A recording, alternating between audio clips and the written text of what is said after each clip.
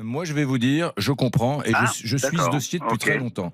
D'abord, le Maroc ne va pas demander, parce que aider dans ces circonstances avec ces éboulements, etc., c'est un travail de professionnel et il ne peut y avoir que quelques pays qui aident. Il ne va pas y avoir 150 pays qui vont se marcher dessus dans les éboulements sur des petites routes de campagne, etc., ou de montagnes, voulais-je dire.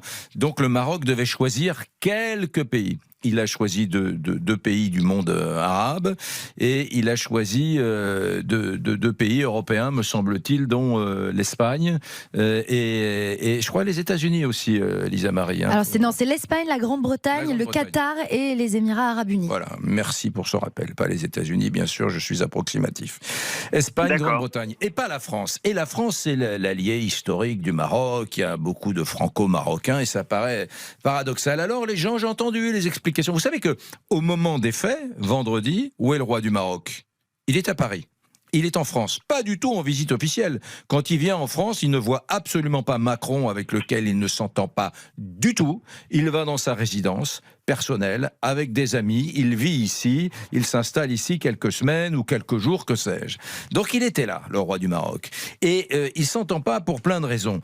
Vous savez, par exemple, que le poste d'ambassadeur du Maroc en France est resté vacant pendant des mois et des mois. Et Elisa Marie, il faut même vérifier s'il ne l'est pas encore à 7 minutes. Il est encore vacant. Toujours vacant. Toujours vacant. Il n'y a pas, pour vous dire la nature des relations conflictuelles, il n'y a pas d'ambassadeur du Maroc en ce moment à Paris. C'est fou. Bon, deuxième chose, effectivement, il y a eu des petites affaires dont on parle. Le Parlement européen a condamné la dégradation des libertés au Maroc et c'est les députés macronistes qui ont poussé. Il y a eu ces histoires de restrictions de visas de ressortissants marocains sur les questions migratoires et là encore, c'est Macron et les macronistes. Mais la vraie raison, c'est pas du tout celle-là.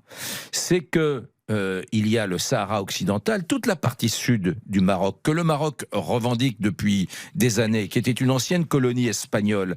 L'Espagne a dit, c'est normal que le Maroc revendique, nous reconnaissons la marocanité de ce territoire. Même l'Espagne, c'était sa colonie, a dit très bien, c'est normal.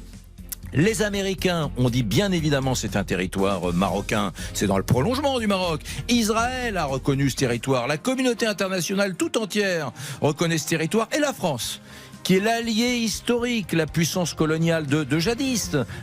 On parle d'un pays, le Maroc, où l'on parle le français. Et la France dit, ah ben non. Elle s'aligne sur la position algérienne et elle dit non, c'est un groupe, le Front Polisario, qui est un groupe armé, local, quelques dizaines d'hommes avec des armes et des jeeps sur ce territoire, qui sont légitimes à réclamer bien la paternité de ce territoire. Voilà. Et ça, jamais Mohamed VI ne le pardonnera à Macron. Elle est là la raison, Olivier.